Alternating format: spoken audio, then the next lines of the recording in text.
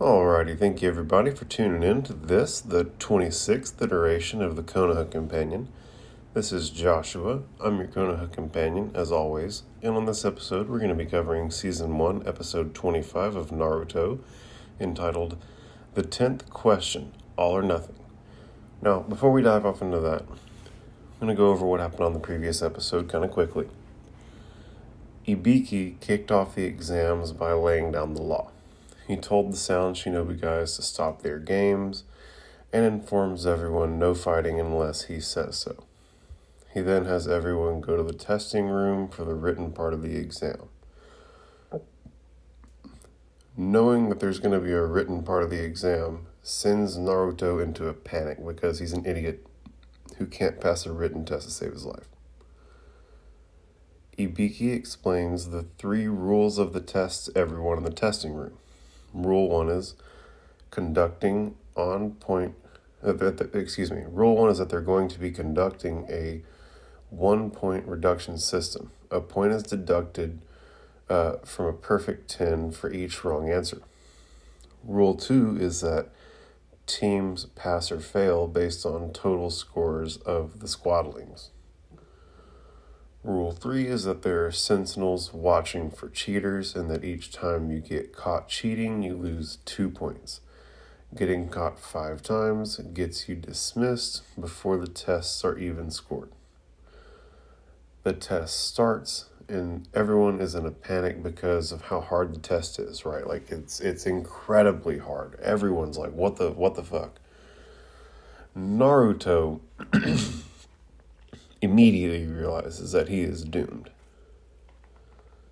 Before long, everyone catches on that it's actually a test to determine how effectively they can gather information in a difficult environment because no one knows these answers. Several of the ninja use their cool techniques to gather info, right? Gaara uses his Sandai, Kiba uses Akamaru, Shino uses his bugs, Team Guy has Tenten using her ninja tools. Neji uses his Byakugan. Sasuke uses his Sharingan.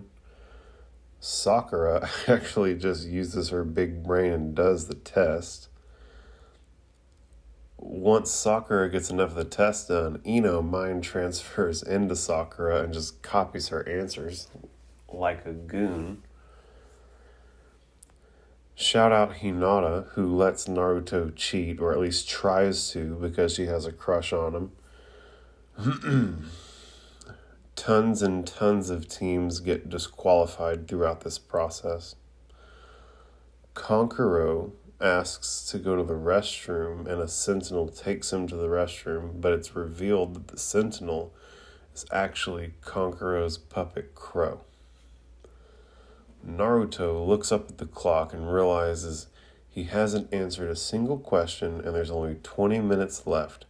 And it's all riding on the last question that gets revealed when there's only 15 minutes left. Naruto realizes he's going to have to hope he can get the 10th question correct in order to save his entire team from failing, and the episode ends, right? And so this episode starts with Ibiki standing up at the front of the room and he cracks a wicked smile and he thinks, now that we've weeded out most of the hopeless cases, 15 minutes to go, time for the main event. Ibiki then announces to the room, all right, listen up. Here's the 10th and final question. Naruto anxiously grasps his pencil and thinks, here we go, everything's writing on this one, believe it. At this point, the title slide comes in and Naruto reads, the 10th question, all or nothing. It briefly shows us the sentinels watching diligently, and we then get to hear some of Sasuke's internal dialogue as he's thinking, in regards to Ibiki, man, this guy is full of himself. Sakura then thinks, this is it, the final obstacle. Tamari thinks, hurry up, Kankuro, what good is your cheat sheet gonna be if you miss the 10th question? Ibiki then continues, but before I give you the question, there's some more rules you need to be aware of. And in this moment, Konkuro walks back with Crow, posing as a sentinel. Ibiki remarks, oh, made it just in time. I hope you found your trip to the bathroom enlightening. And Konkuro immediately panics internally, thinking he's seen through Crow's disguise, he's on to us. Ibiki then continues, well, take your seat. And Konkuro pulls it together and walks down the aisle, and as he passes Temari, he drops a tiny little scroll, which I guess is effectively a cheat sheet, onto her desk without anybody noticing. Ibiki steps up and continues, these rules are unique to question 10. Listen carefully and try not to let them frighten you. We then go to Asuma, Kakashi, and Kurenai, who are sitting around a lounge area in the academy, where Kakashi remarks, it's quiet without the rookies around. I almost miss them. Asuma responds while smoking a cigarette, characteristically, don't worry, chances are they'll be back sooner than you think. Kakashi asks, why is that? Asuma ashes his cigarette, cool guy style, and remarks, I heard their first examiner this year is Ibiki. And Kakashi immediately realizes what's going on, and he thinks to himself, so already their chances of passing look iffy. He then remarks, great, sticking them with that sadist right off the bat. And so it's wild, right? Our poor Team 7 has had the hardest path, right? Kakashi is the teacher who never passes anybody. They're literally his first squad. And then now they're with this dude, Ibiki, who's oh no, that's not the examiner you want, right? They just keep getting the guys that you don't want throughout their entire come up. But at this point, Kurenai questions, what sadist? And Asuma laughs and remarks, I forgot, you're a new Jonin, Kurenai. Otherwise, you wouldn't have to ask that. And Kurenai responds, so I'm ignorant. Who is he? Kakashi raises his head and responds, he's what you might call a specialist. And Kurenai goes, oh yeah, and what? Asuma at this point takes a big drag off his cigarette and responds, interrogation and torture. Kurenai gasps, right? This is what the fuck? What do you have the guy who specializes in torture dealing with the kids? Remember, most of them aren't kids, right? Most of them are adults. The kids are kind of exceptional. But Asuma goes, oh, of course, he won't be using physical torture during the test. He won't need to. That's not really his thing anyway. He works on people's minds, not their bodies. At this point, it's showing us several of the genin in the exam, cracking mentally under the pressure that Ibiki has them under, right? He's just got these kids melting. Asuma then continues as it gives us a closer look at Ibiki. He's famous for it. Everyone knows about the head of the Anbu torture and interrogation corps for the Hidden Leaf Village, Ibiki Morino. And damn, this guy is the head of the torture and interrogation corps. The fact that there is a torture and interrogation corps is terrifying. I understand an interrogation corps. These motherfuckers are oh no, we done got torturing down to a science, and that's our torture scientist. That's what you need to think of whenever you think of Ibiki, is the torture scientist. The lead torture scientist, no less, for the Hidden Leaf. So yeah, he's the guy giving them their test right now. But at any rate, it takes us back to Naruto in the classroom, who's thinking, if even the rules are scary, what is the question like? Which is fair. Ibiki continues, very well then. Rule number 1. Each of you is free to choose not to be given the final question. It's your decision. Sasuke thinks to himself, say what? We're free to choose? Tamari, surprised, remarks, whoa, so what's the catch? Let's say we decide we don't want to do it. What happens then? And now, Ibiki said in the beginning there weren't no questions. And Tamari just asked 3. And she didn't let him finish the rules. That was one rule. It's safe to assume there's at least one more rule. She should at least give this man one opportunity to get his full set of rules out to see if they all kind of explain one another. But I understand, high stress environment. In my heart of hearts, I was hoping that Tamari, because she was kind of mean with them during the Konohamaru experience previous, that she was going to get the hammer brought down on her, but they just kind of glaze over this transgression that I have noticed. And Ibiki just continues as though she ain't shit. If you choose not to take the 10th question, regardless of your answers on the other 9, you'll get a 0. In other words, you fail. And that means, of course, both of your teammates fail as well. The room collectively murmurs. Ibiki then continues, not so fast. You didn't let me finish. I guess that's the second time the classroom hasn't let this man finish on this particular subject. Sakura thinks to herself, more rules, enough already.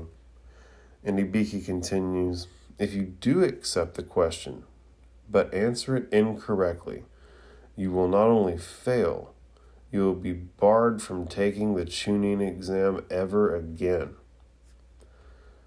And so this is wild, right? Let's run this down.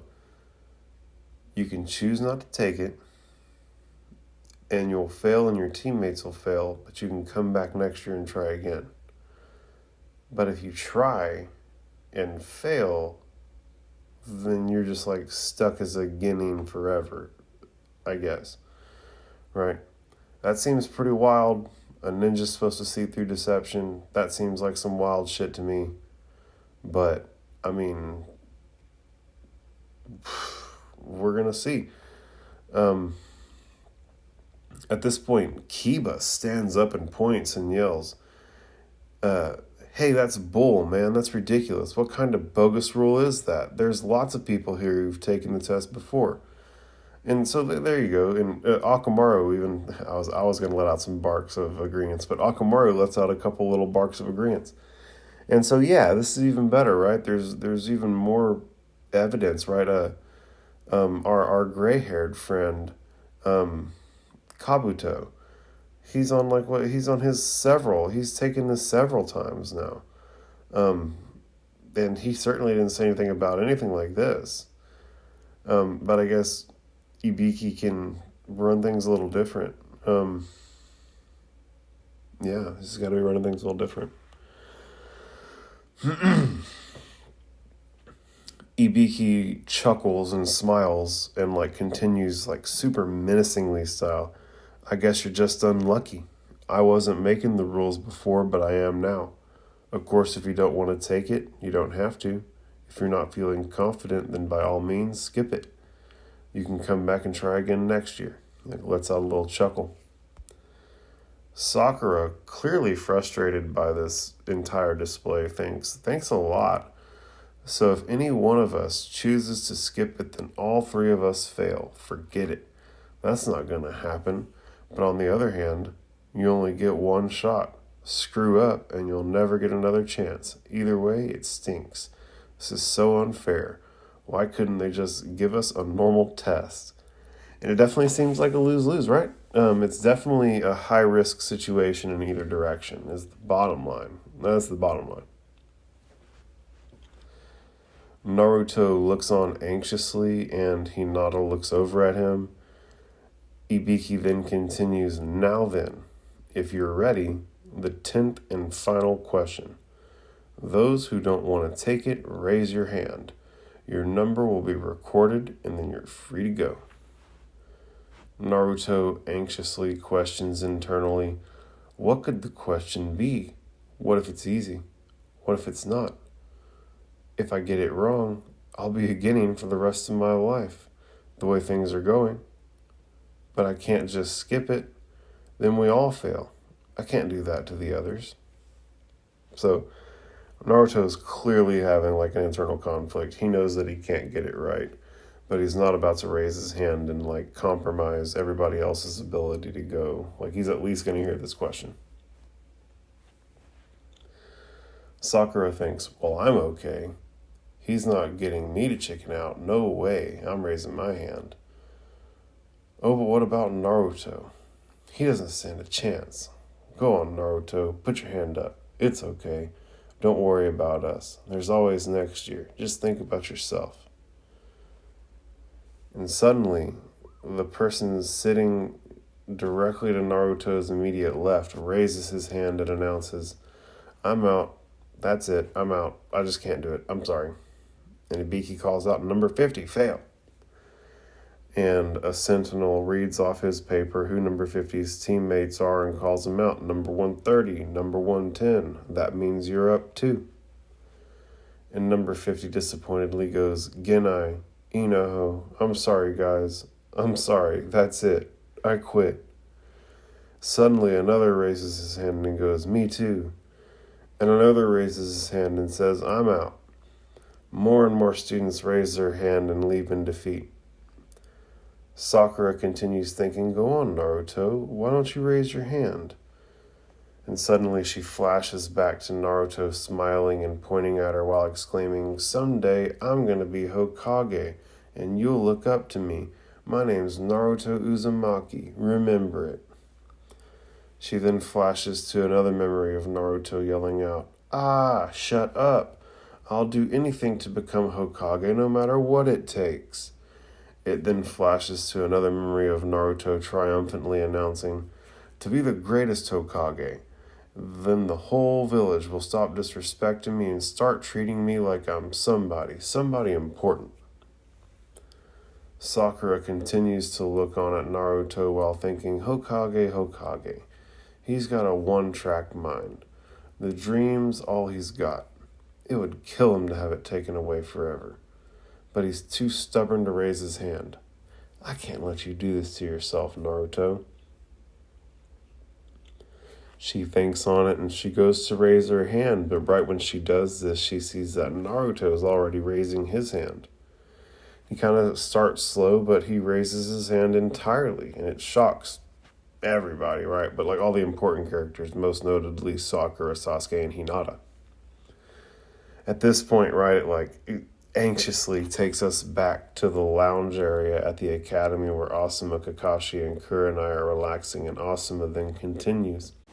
You see, this guy Ibiki, he's a master of interrogation because he understands how the human mind works.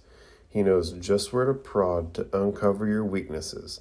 The thing is, he's so good at his job, he doesn't use physical torture. He doesn't need to. He just messes up your head so bad you torture yourself.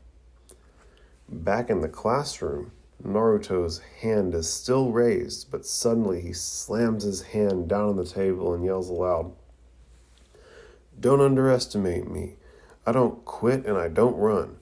You can act tough all you want. You guys aren't going to scare me off. No way. I don't care if I do get stuck as a Genin for the rest of my life. I'll still be Hokage someday. The guitar solo rips and Naruto crosses his arms and sits down. And Hinata has like a huge smile on as she watches this unfold. Like, he just cannot get enough, right? Neither can I. I don't think anybody can. That's why we're all listening to this. Could not get enough. We went and found more. Sasuke chuckles and thinks he's completely clueless, but he's still going for it. The kid's got guts. I'll give him that. Sakura thinks, way to go, you crazy little fool. Ibiki then doubles down. This decision is one that could change your life. If for any reason you'd rather quit, now is your last chance. Naruto says, no way.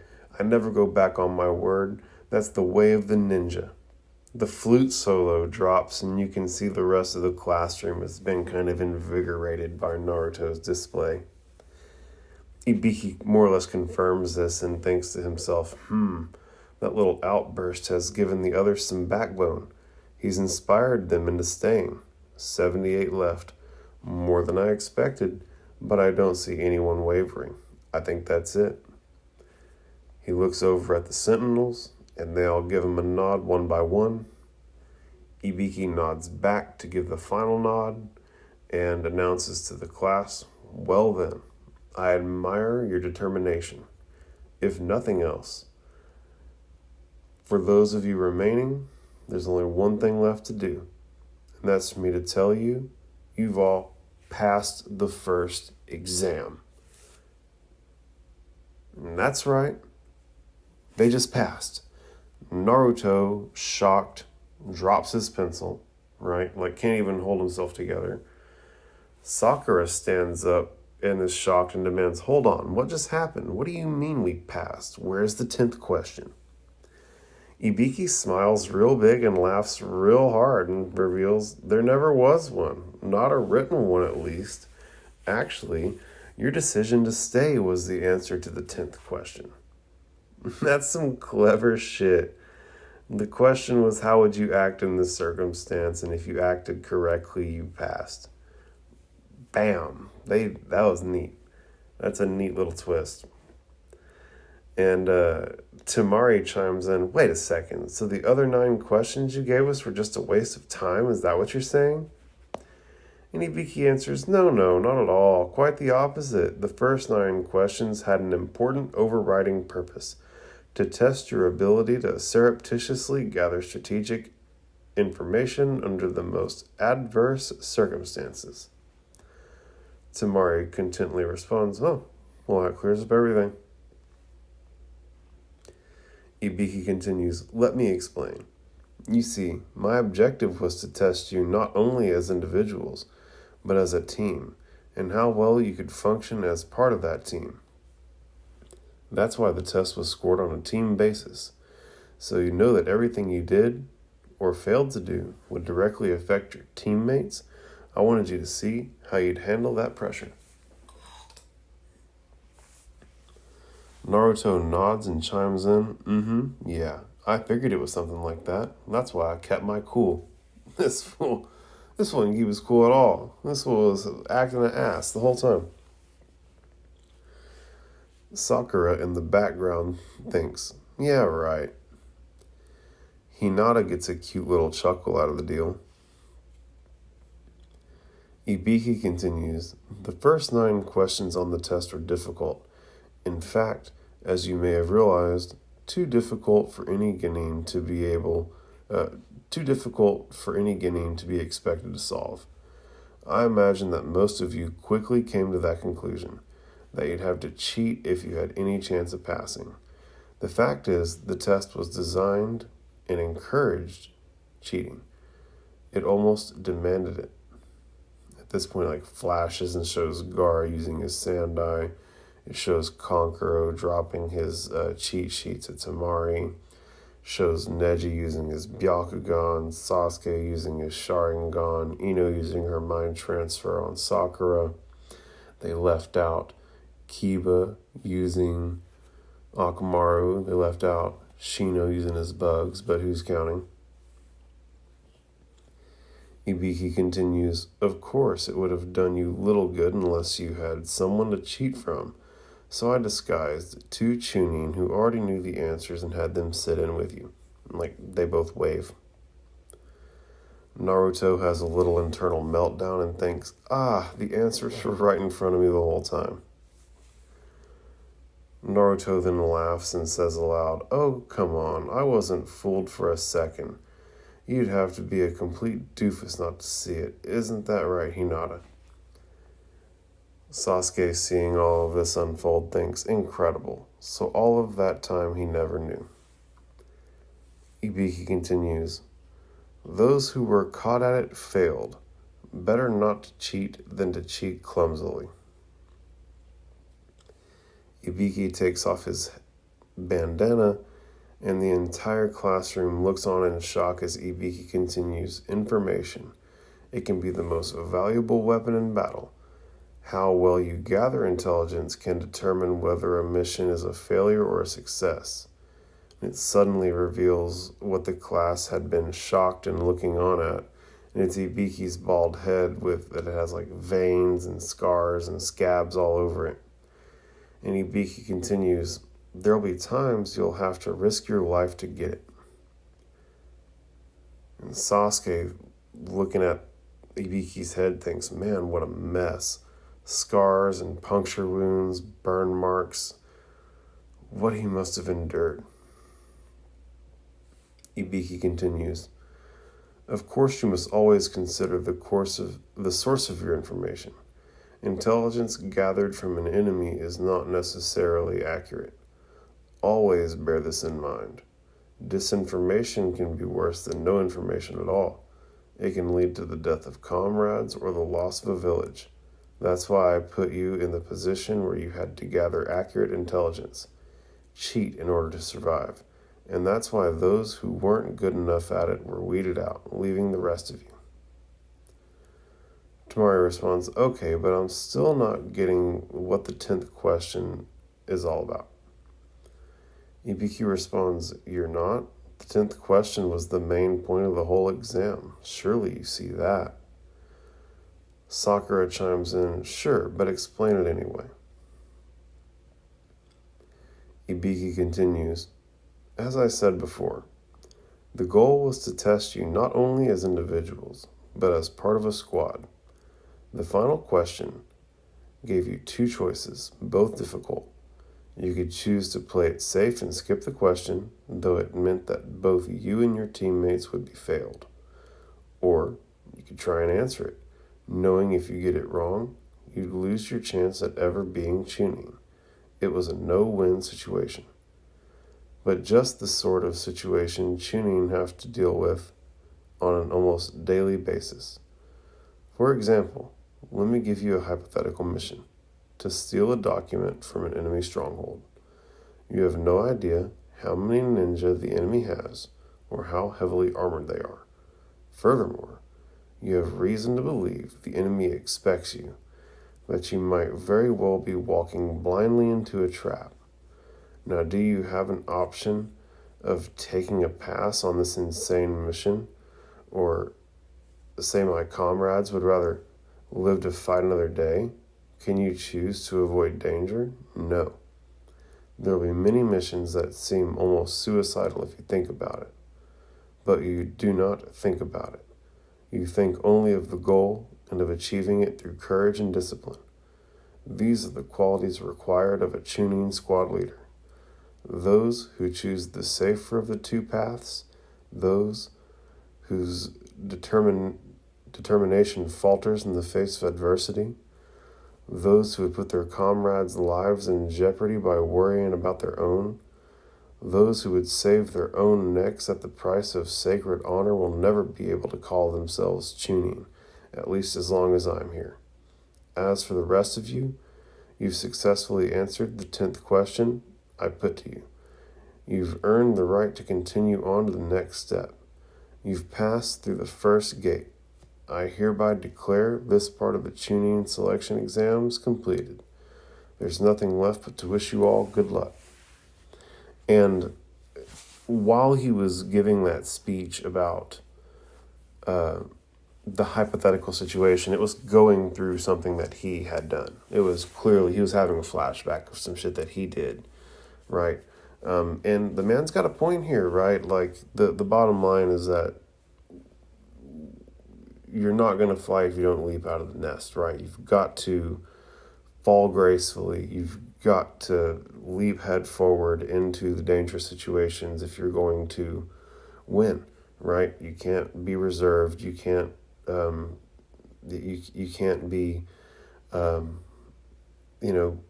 hedging your bets whenever you're out there doing this type of stuff. You know, you've got to be living on the razor's edge as sharply as you can, and that's going to be the difference. And so Ibiki knows what's up.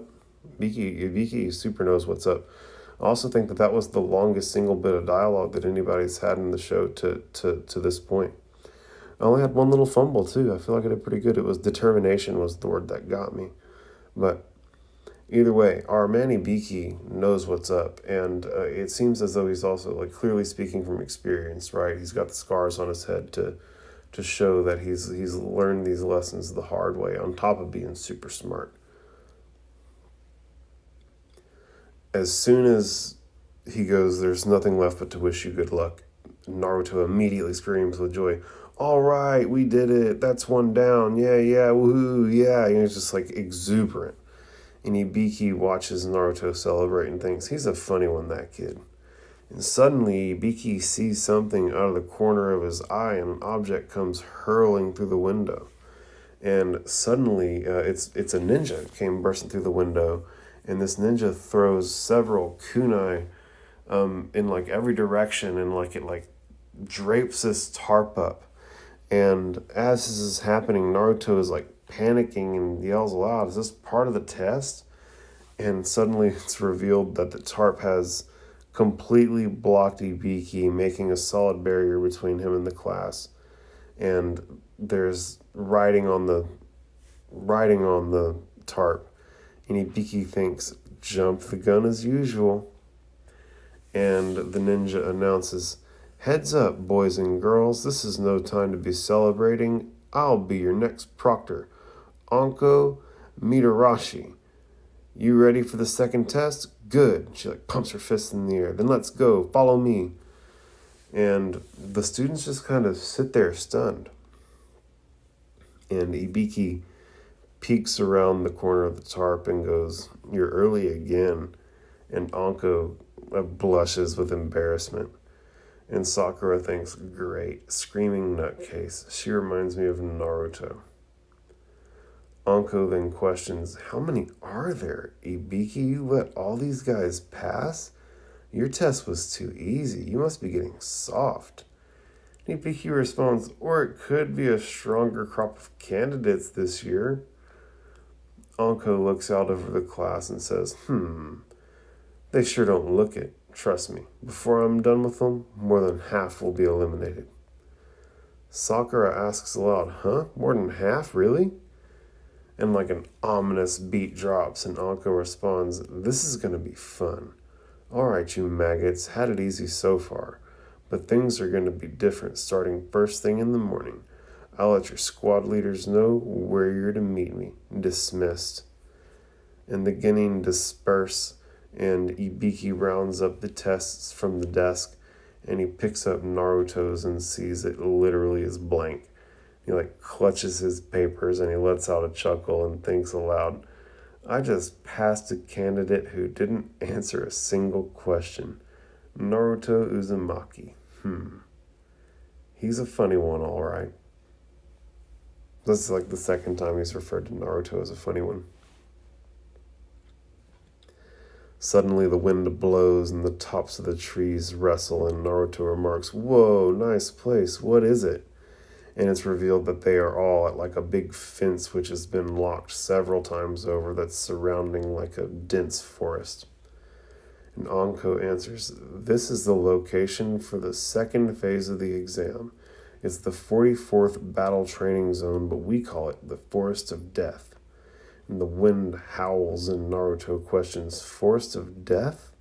And the episode ends. And not like an incredible amount happened in this episode. Something big happened, but there wasn't a whole lot to discuss, right? I mean, you could sum it up in like a few lines, right? They got the final question. We learned about Ibiki. The first part of the test was concluded, right? Everybody passed that we care about. We met Anko and we got introduced to the Forest of Death, right? All right, final thoughts over, really, if we wanted to sum it up. But, beyond that, we finally really got the final question to the first part of the tuning exam, which was a really cool thing, right? Like, the question wasn't actually a question that they asked them directly. It was a situation that they made them respond to, and how they responded to that situation was the answer to the question in and of itself. Neat way for things to play out. I know that I certainly wasn't expect. I thought that there was some like fuckery about, right? It definitely seemed, like there was multiple layers of deception throughout this entire thing, right? There was deception. They were sending guys to the second floor instead of the third floor to start. They it's just like literally they were trying to trick people from even getting into the classroom. So I think it's if you're not like looking at everything that's happening during the tuning exam with like big sneaky hippo eyes, you're like looking at the tuning exams incorrectly. So yeah, but even then, it's a neat twist. It was a real neat twist how they did it.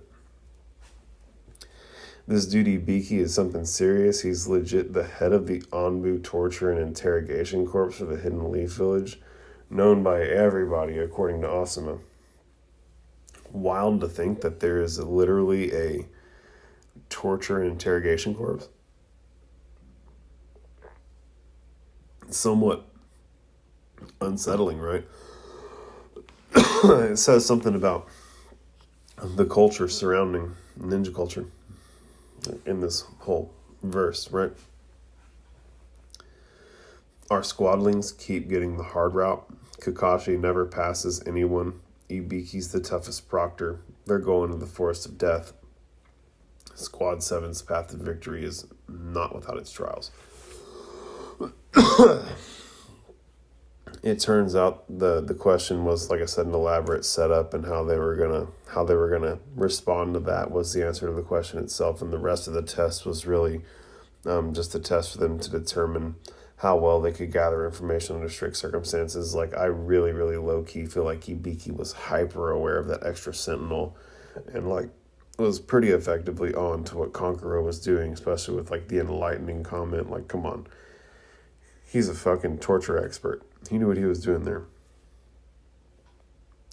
Sakura is low-key a sweetheart, right? Who believes in Naruto and his dream to become Hokage. She almost set them all back a year because she was really convinced, right? Like, so here's the thing. Sakura never sees through the deception type shit. Like, not the first time. Second time, like, she don't get fooled twice too often at all, right? But Sakura never sees through the deception so far in the series, right? She never pieced together this was like a whole thing to like actually cheat. She never realized that like you were supposed to cheat. And so she's messing up at some level, right? But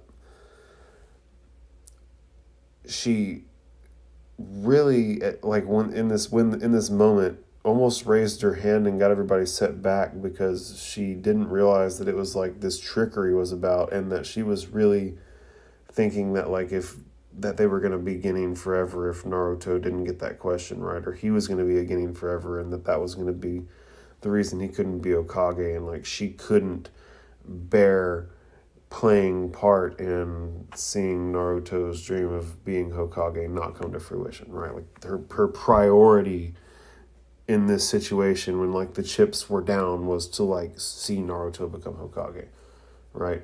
And so that was really cool. Like that was really, really cool. I thought that was really dope in its own way, right? There's some weirdness about it surrounding it, but like when it came right down to it, I think it's well intended and sweet. But luckily, like Naruto literally like yelled, and Ibiki wound up, yelling about how he's gonna be Hokage and like making his whole scene.